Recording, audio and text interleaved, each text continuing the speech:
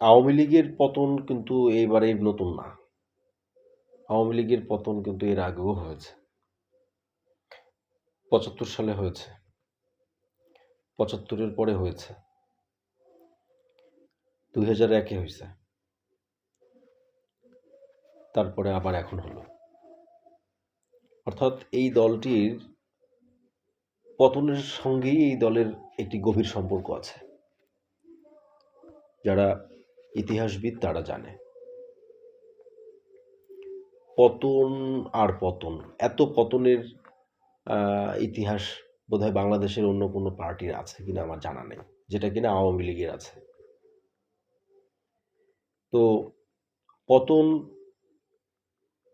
আওয়ামী লীগের জন্য অত্যন্ত কাছের এবং খুব পরিচিত একটি ব্যাপার। শেখ হাসিনা যখন বাংলাদেশে আসে, ওই একই সিস্টেমে কিন্তু আসে। কি? তার বিরুদ্ধে মামলা ছিল, সেই মামলা মোকাবেলা করতে আসে। এখন সে কেন আসে? কারণ একটা দেশ তো আবার নির্ভর করে তার আইনের উপরে। আইনের একটা স্ট্রাকচার আছে, কিছু স্ট্রাকচার, সেই স্ট্রাকচারগুলো ফলো করতেই হবে, আর না হলে রাষ্ট্র কাঠামো টিকবে না, টেকে না। প্রত্যেকটা কাঠামোরই একটা মৌলিক জায়গা আছে।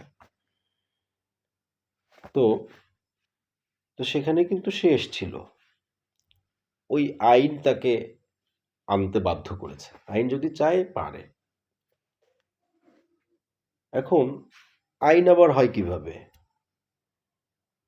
আইন হয় আর একটা আইনকে সিদ্ধ করতে, বা আর একটা আইন তৈরি করতে আবার আইনের জন্ম হয়। যাই হোক, সে আলোচনা ভিন্ন। তবে এখনকার যে মূল যে বিষয়টি, সেটি হলো গিয়ে যে বাংলাদেশের যে বর্তমান যে কাঠামোটি, এই কাঠামোটি কত দিনের?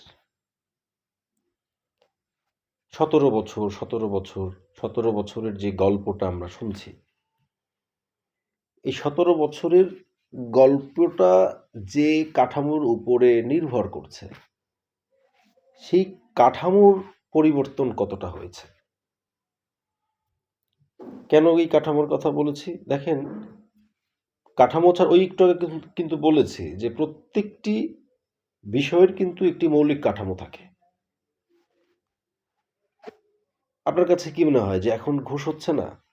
এখন দুর্নীতি হচ্ছে না? হচ্ছে। কিসের উপরে নির্ভর করে হচ্ছে?